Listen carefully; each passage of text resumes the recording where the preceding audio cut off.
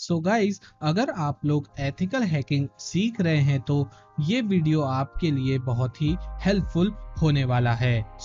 आज के इस वीडियो में हम लोग एक कंप्लीट वर्चुअल लैब बिल्ड करेंगे और उसमें प्रैक्टिकल्स परफॉर्म करने के लिए अपने ऑपरेटिंग सिस्टम को इंस्टॉल करेंगे। अगर आप लोगों को जानना है कि वर्चुअल लैब्स क्या होती हैं, हम लोग वर्चुअल लैब्स को कैसे इंस्टॉल कर सकते हैं, फ्री ऑफ कॉस्ट आपको ये सॉफ्टवेयर कहाँ से मिल जाएंगे, तो आप लोग मुझे कमेंट डाउन कर सकते हैं। मैं इस टॉपिक पे एक डेडिकेटेड वीडियो जल्द से जल्द लाने की कोशिश करूंगा।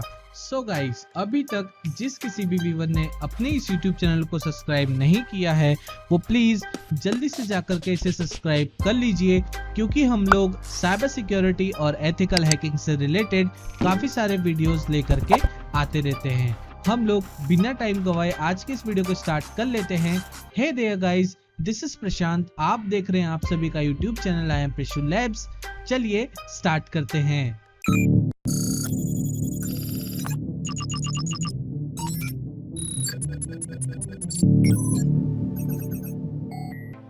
गाइस, आज हम लोग 3 ऑपरेटिंग सिस्टम को यूज करके वर्चुअल लैब क्रिएट करेंगे, जिसमें हम लोग काली लिनक्स, मेटास्प्लॉइटेबल और पैरेट सिक्योरिटी ओएस को भी इंस्टॉल करेंगे, और ये सभी हम लोग वर्चुअल बॉक्स को यूज करके परफॉर्म करने वाले हैं। इन सभी फाइल्स की लिंक मैं आप लोगों को डिस्क्रिप्शन में दे दूंगा, आप लोग वहां से इन तीनों फाइल्स को डाउनलोड कर सकते हैं। तो अभी हम लोग हमारे वर्चुअल बॉक्स को ओपन कर लेते हैं और अब हम लोग ये जो 3 फाइल डाउनलोड की है इनको इंस्टॉल करना स्टार्ट करते हैं। और आप लोग यहाँ पे ध्यान दीजिएगा कि हमारे पास में काले लिनक्स और मेटास्प्लॉइटेबल जो होती हैं, ये हमारे पास में हार्ड डिस्क फाइल आती है, यानी कि ये एक प्री इंस्टॉल्ड ऑपरेटिंग सिस्टम होता है, तो हमको यहाँ पे सीधे इनको इंपोर्ट करना होगा। इंपोर्ट करने के लिए हम लोग इस पे डबल क्लिक करेंगे और ऑटोमेटिकली ये हमारे VMware को सिलेक्ट करके उस पे ओपन हो जाएगी। और वर्चुअल बॉक्स पे आने के बाद आप लोग देख सकते हैं यहाँ पे कुछ इसकी स्पेसिफिकेशंस दी हुई है, हम लोगों को इनको इग्नोर करना होगा और उसके बाद में हमको यहाँ पे मशीन के एक फोल्डर को सेट करना होगा। यहाँ पे बाय डिफॉल्ट जो फोल्डर है वहाँ पे हम लोग नहीं करना चाहते हैं सेव, तो मैं इसे यहाँ पे D ड्राइव के अंदर वर्चुअल बॉक्स के अंदर काले लिनक्स फोल्डर में इंस्टॉल करूंगा। तो मैंने इस फोल्डर को सिलेक्ट कर लिया है। और जो ये मशीन बेस्ड फोल्डर है, ये वर्किंग होती है कि आपकी जो सिस्टम है उसकी जो फाइल्स अभी क्रिएट होंगी इस फाइल के अलावा वो कहाँ पे सेव होंगी। तो मैंने वहाँ पे बहुत सारी स्पेस मेरे पास में पड़ी हुई थी, तो मैंने वहाँ पे उसको यूज कर लिया है। अब हम लोग इसको इंपोर्ट करेंगे। गाइज, यहाँ पे ये प्रोसेस थोड़ा सा टाइम ले सकती है इंपोर्ट होने में, डिपेंड करता है आपके सिस्टम की स्पेसिफिकेशंस के ऊपर। मैं यहाँ से इस वीडियो को फास्ट फॉरवर्ड कर लेता हूँ। जैसे ही इंस्टॉलेशन कंप्लीट होने वाले होगी हम लोग नॉर्मली रिज्यूम करेंगे।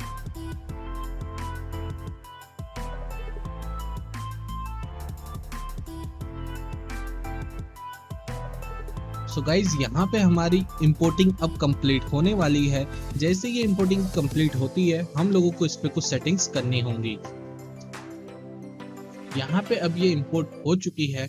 अब हम लोग इस पे क्लिक करके सेटिंग्स पे क्लिक करेंगे और सबसे पहला काम होगा इसको रीनेम करना। तो मैं इतना पीछे का नाम इसका कट कर देता हूँ, सिर्फ काली लिनक्स रहने देता हूँ। उसके बाद में हम लोगों को आ जाना है सिस्टम में।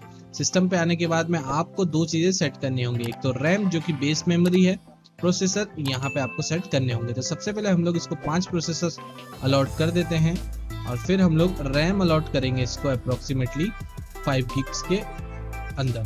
ठीक है, तो हम लोगों ने 5 गिग्स इसको रैम दे दी है। अब लास्ट में हमको डिस्प्ले को यहाँ पे टोटल फुल करना होगा। मैंने इसको कोई ग्राफिक कार्ड अलॉट नहीं किया है सॉफ्टवेयर को, तो यहाँ पे 128 MB ये बता रहा है। अब हम लोग यहाँ पे नेटवर्क पे आ जाते हैं। नेटवर्क पे आने के बाद में आपको यहाँ पे 2 चीजें देखने को मिल जाएंगी, ये आप लोग इन पे रिसर्च कर सकते हैं। मैं अभी आप लोगों को सिर्फ इन दोनों के बारे में बताऊंगा। तो जो नेट होता है गाइस, ये एक अलग नेटवर्क होता है, आपके सिस्टम से सिर्फ इंटरनेट का एक्सेस लेगा और आपके वर्चुअल सिस्टम को इंटरनेट की एक्सेस प्रोवाइड करेगा। लेकिन यहाँ पे जो होता है एक अलग नेटवर्क क्रिएट होता है। मान लीजिए हमारा जो फिजिकल नेटवर्क है वो है 192.168.1.1, लेकिन यहाँ पे जो क्रिएट होगा नेट के बाद में वो होगा 10.2.2 और आप लोग उसे कस्टमाइज कर सकते हैं। तो हम लोग यहाँ पे यूज करेंगे ब्रिज अडाप्टर का। तो ये ब्रिज अडाप्टर आपकी हेल्प करेगा एग्जैक्ट वही IP एड्रेस अलॉट करने में जो आपके फिजिकल नेटवर्क में अवेलेबल है। और नेट में आप लोगों को अगर पोर्ट फॉरवर्डिंग करनी है या फिर आपको इंटरनेट के बाहर एक्सेस करना है तो काफ़ी सारी चीज़ें कॉम्प्लिकेशंस करने होंगे। आपको पहले आपके फिजिकल सिस्टम और वर्चुअल सिस्टम के बीच में आप लोगों को पोर्ट फॉरवर्डिंग करनी होगी, फिर आपके फिजिकल सिस्टम और राउटर के बीच में पोर्ट फॉरवर्डिंग करनी होगी। तो इतना काम हम लोग नहीं बढ़ाएंगे, हम लोग डायरेक्टली ब्रिज अडेप्टर करेंगे। तो हम लोग ब्रिज अडेप्टर की हेल्प से अपने ही राउटर पे इसको पोर्ट फॉरवर्ड कर सकते हैं। ये एक फिजिकल मशीन जैसे शो होगा हमारे राउटर पे। तो अब हम लोग इसको ओके कर लेंगे और यहाँ पे इसको ऐसे ही रहने देंगे। अब इसके बाद में हम लोग जो मेटास्प्लोइटेबल की जिप फाइल है, सबसे पहले इसको एक्सट्रैक्ट करेंगे। तो राइट क्लिक करके आपको एक्सट्रैक्ट ऑल पे क्लिक करना है। ये भी वेरी करता है आपके पास में कौन सा ऑपरेटिंग सिस्टम है। अब आपको एक्सट्रैक्ट करना तो आता ही होगा, तो यहाँ पे हम लोग एक्सट्रैक्ट कर लेते हैं।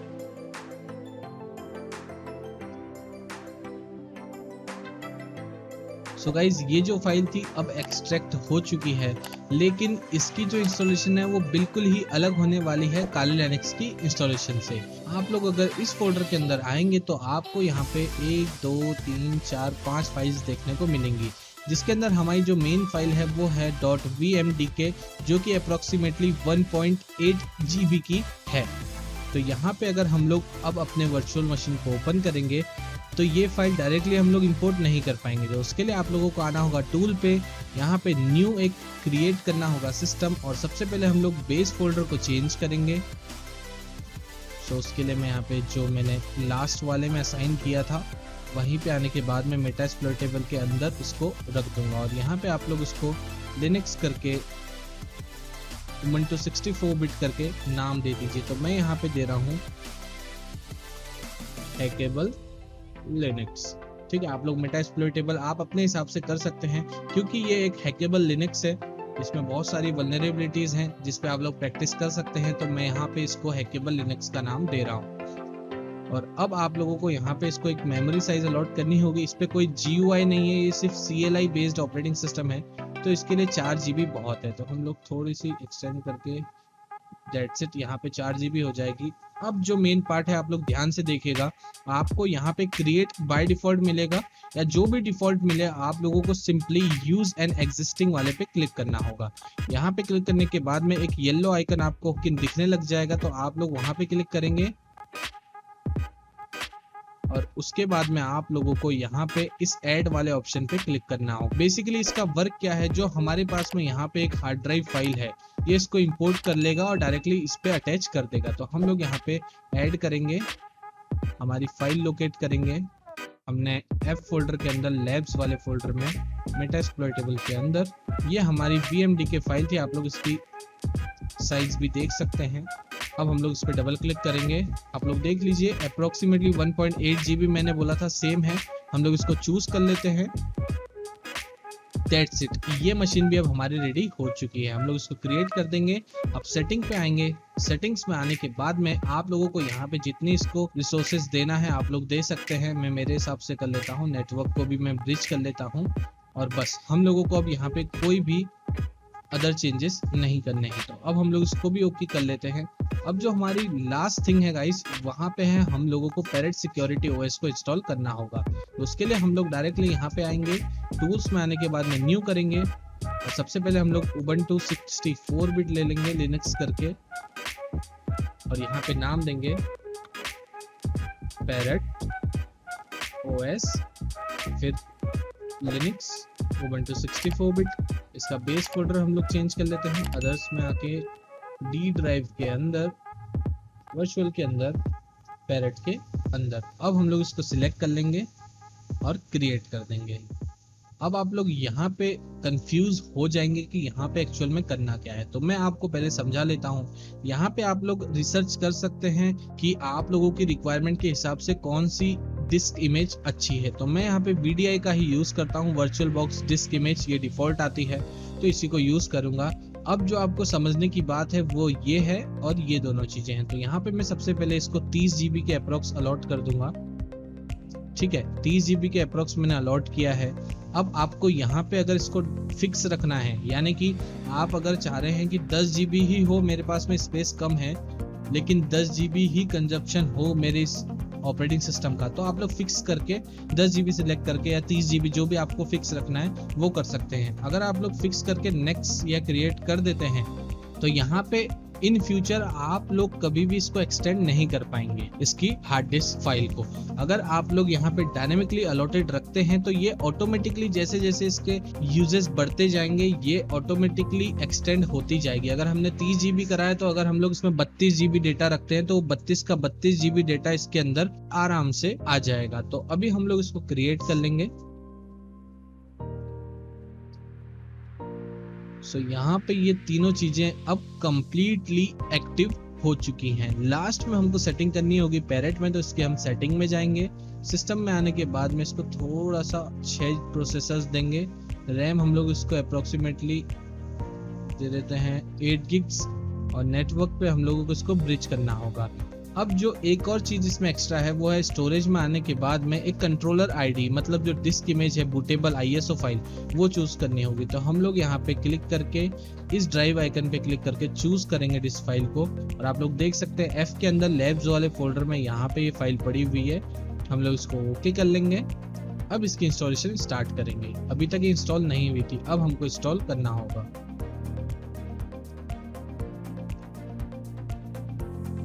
यहाँ पे ये एक लाइव सिस्टम की तरह बूट होगा, जिससे आपको लगेगा कि एक सिस्टम इंस्टॉल हो चुका है, लेकिन हमको इसको लाइवली इंस्टॉल करना होगा। ये दोनों वर्क कर सकता है। अगर आप लोग लाइव यूज करना चाह रहे हैं, परसिस्टेंस नहीं चाहिए आपको, या फिर आप लोग नहीं चाह रहे हैं कि हमारी फाइल सेव करें हम लोग, कुछ भी वायरस आए, उस बिहाफ पे ये चीज़ अच्छी है कि अगर आपने एक बार सिस्टम यूज़ कर लिया, अगर वायरस आ भी गए हैं तो जैसे ये रिबूट होता है तो ये बिल्कुल रीसेट हो जाता है, अपने डिफ़ॉल्ट फॉर्म में आ जाता है। अब हम लोग इसको इंस्टॉल पैरेट वाले बटन पे क्लिक करेंगे। इंस्टॉल पैरेट वाले आइकन पे क्लिक करेंगे। क्लिक करते ही एक पॉपअप आपको दिखेगा।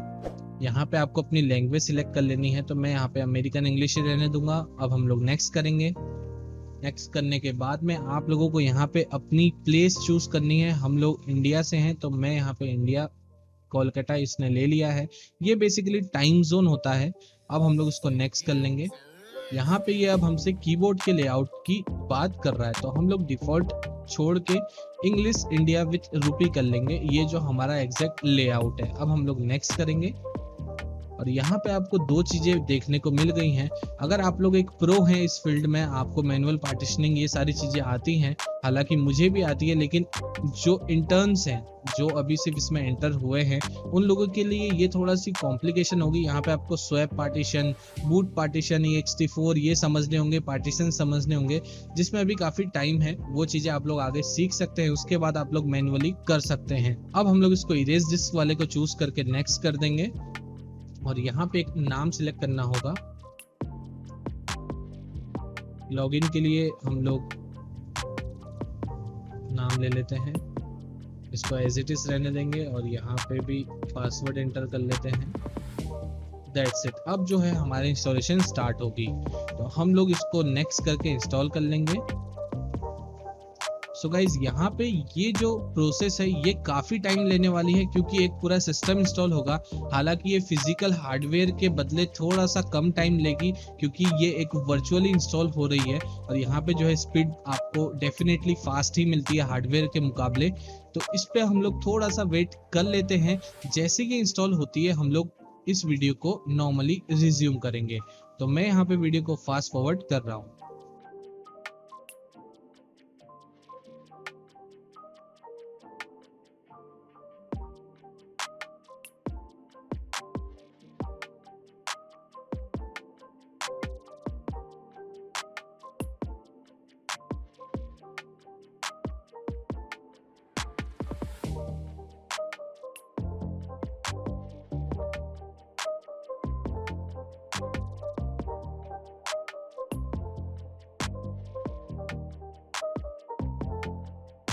सो गाइज, यहाँ पे जो है इंस्टॉलेशन अब कंप्लीट हो चुकी है।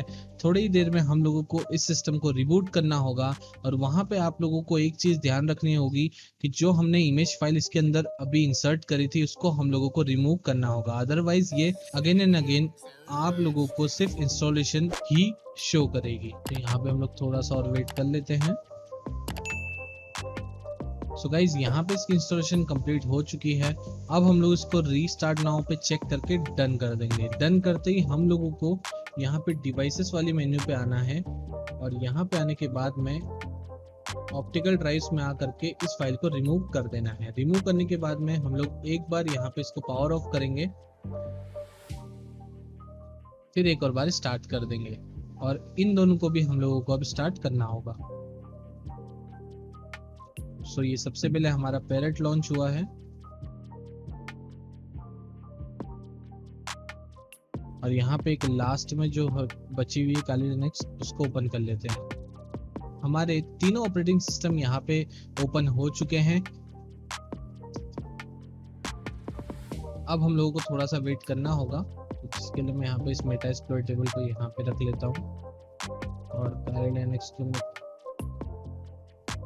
थोड़ी सी प्रॉपर प्लेस अलाइन कर दूंगा।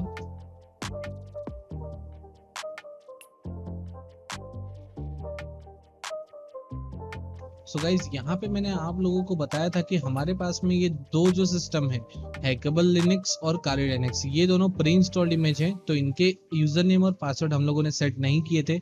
और आप लोग देख सकते हैं इस मेटास्प्लोइटेबल पे भी यहाँ पे लास्ट सेकंड लाइन में लिखा हुआ है log in with MSF admin. तो हम लोग वैसा ही कर लेते हैं, MSF एडमिन, पासवर्ड भी सेम है। सो यहाँ पे हमारी ये मशीन लॉगिन हो चुकी है। हम लोग इसका IP एड्रेस देख लेते हैं। दैट्स इट, ये हमारे फिजिकल नेटवर्क से ही कनेक्टेड है। हम लोग इसको मिनिमाइज कर लेंगे और इन दोनों को लॉगिन कर लेंगे। काली लिनक्स के लिए हमारी जो डिफॉल्ट आईडी है वो है काली और पासवर्ड भी सेम ही है। हम लोग इसको अलाइन कर लेते हैं। अलाइन करने के बाद में इसके टर्मिनल को ओपन कर लेंगे, यहाँ पे पैरेट को भी ओपन कर लेंगे और यहाँ पे कमांड लगाएंगे ifconfig, यहाँ पे भी ifconfig।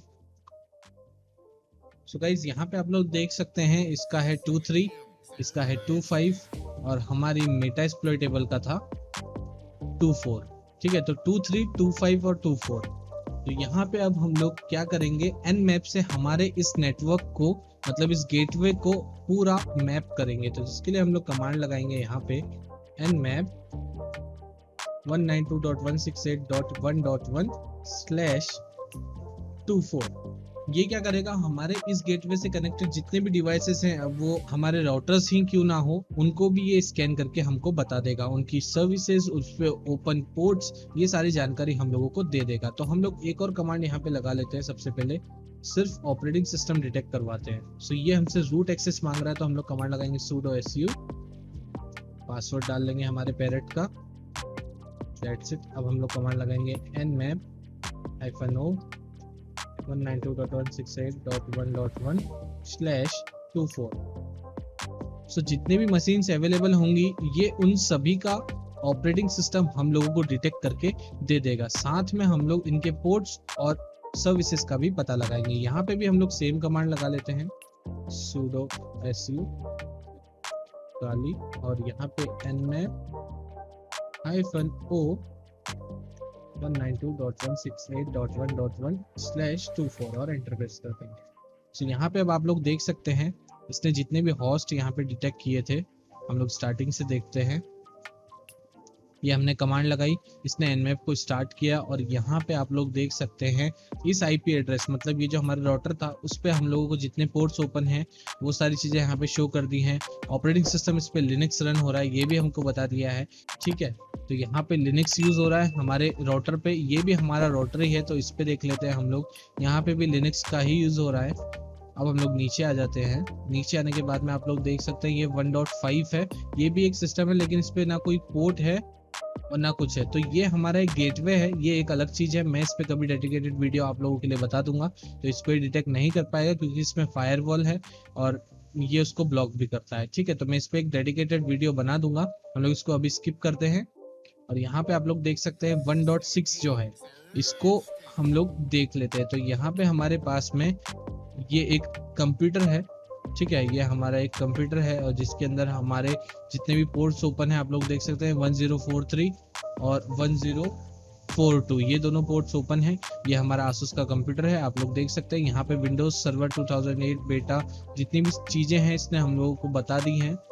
अब जो हमारे पास में है यहाँ पे Nmap स्कैन का अगला रिजल्ट है 1.7 का, और यहाँ पे भी कुछ ये सर्विसेज रन हो रही हैं। ये हमारे Hikvision का कैमरा है, आप लोग देख सकते हैं। इसने हमारे जो कैमरा NVR जो DVR हमारे पास में लगा हुआ है उसको भी स्कैन कर दिया, उसके अंदर जो ऑपरेटिंग सिस्टम यूज हो रहा है वो दे दिया है। अब हमारे पास में इसके बाद में अवेलेबल है एक और राउटर है जो कि डीलिंग की साइड से है, हम लोग इसको भी स्किप करते हैं। ये हमारा Hikvision हो गया, ये हमारे डीलिंग का राउटर हो गया। लास्ट में हमारे पास में यहाँ पे 1024 जो हमारी मेटा एक्सप्लॉइटेबल थी उसका भी दिख गया है। जितने ओपन पोर्ट्स हैं, सर्विसेज हैं, वो सारी चीजें यहाँ पे दिख गई हैं। और यहाँ पे आप लोग देख सकते हैं MAC address Oracle VMware virtual box का है, रनिंग लिनक्स यूज हो रहा है, ऑपरेटिंग सिस्टम की सारी डिटेल्स हैं हमारे पास में। फिर 2.5 का जो है 2.5 शायद इसी का है, हम लोग देख लेते हैं। 2.5 आई थिंक काली लिनक्स का है, हाँ हमारा 2.5 जो है वो काली लिनक्स का है, तो हम लोग इसको छोड़ते हैं। यहाँ पे भी हम लोगों को कोई पोर्ट ओपन नहीं है तो कुछ भी नहीं देखने को मिला है। और यहाँ पे जो ऑपरेटिंग सिस्टम है वो डिटेक्ट हो चुका है। और यहाँ पे 2.3 के अंदर जो हमारे डिफॉल्ट है पैरेट ऑपरेटिंग सिस्टम, इसके अंदर जो ओपन है पोर्ट वो है 3389, और वो यहाँ पे शो हुआ है। इसके जो ऑपरेटिंग सिस्टम की जानकारी थी वो भी हम लोगों को यहाँ पे देखने को मिल गई है। सो गाइज यहाँ पे हमने काफी सारी इन्फॉर्मेशन जो है वो डिटेक्ट कर ली है इस एक टूल की हेल्प से। मतलब हमने एक हैकिंग लैब क्रिएट की है जिसके अंदर हम लोग अपनी स्किल्स को प्रैक्टिस कर सकते हैं, उनको जनरेट कर सकते हैं और कुछ नई चीजें हम लोग सीख सकते हैं। आप लोग इसके अंदर बहुत सारे ऑपरेटिंग सिस्टम को इंस्टॉल करके यूज कर सकते हैं, अपनी स्किल्स को जनरेट करने में हेल्प ले सकते हैं इस टूल की, और इस टूल की हेल्प से आप लोग बहुत सारी चीजें कर सकते हैं। सो गाइज आज के इस वीडियो में बस इतना ही। हम लोग जल्द ही नेक्स्ट वीडियो लेकर के आएंगे जिसमें हम लोग कुछ नया आप लोगों को सिखाएंगे और जो कि काफी यूनिक होगा, जैसा कि हमारे सारे वीडियोस होते हैं। और अगर आप लोगों को ये वीडियो पसंद आया हो तो प्लीज इसे लाइक, कमेंट और शेयर जरूर कीजिए। कमेंट हमारे लिए बहुत इंपॉर्टेंट है, जो कि हमको हमारा फीडबैक देती है कि आपको हमारे वीडियोस कैसे लगते हैं, जो कमियां हमसे होती हैं या जो भी चीजें हम लोग कर रहे हैं उनमें हम लोग क्या बेहतर कर सकते हैं, वो लोग आप हमें फीडबैक के थ्रू बता सकते हैं, हम लोग उनको फॉलो जरूर करेंगे। आप लोगों की जो भी रिक्वायरमेंट्स हो इस टॉपिक पे वीडियो आपको चाहिए तो हम लोग उस पर रिसर्च करके, अगर हमको नहीं पता होगी वो चीज तो भी हम लोग रिसर्च करके आप लोगों के लिए लेकर के आ जाएंगे, एकदम क्लियरली आप लोगों के सामने रखेंगे। सो गाइज अभी तक जिस किसी भी व्यूअर ने अपने इस यूट्यूब चैनल को सब्सक्राइब नहीं किया है वो प्लीज जल्दी से जाकर के इसे सब्सक्राइब कर लीजिए, क्योंकि हम लोग साइबर सिक्योरिटी और एथिकल हैकिंग से रिलेटेड बहुत सारे इंटरेस्टिंग, एजुकेशनल और यूनिक स्टफ्स लेकर के आते रहते हैं। हम लोग मिलते हैं नेक्स्ट वीडियो में। Thank you so much.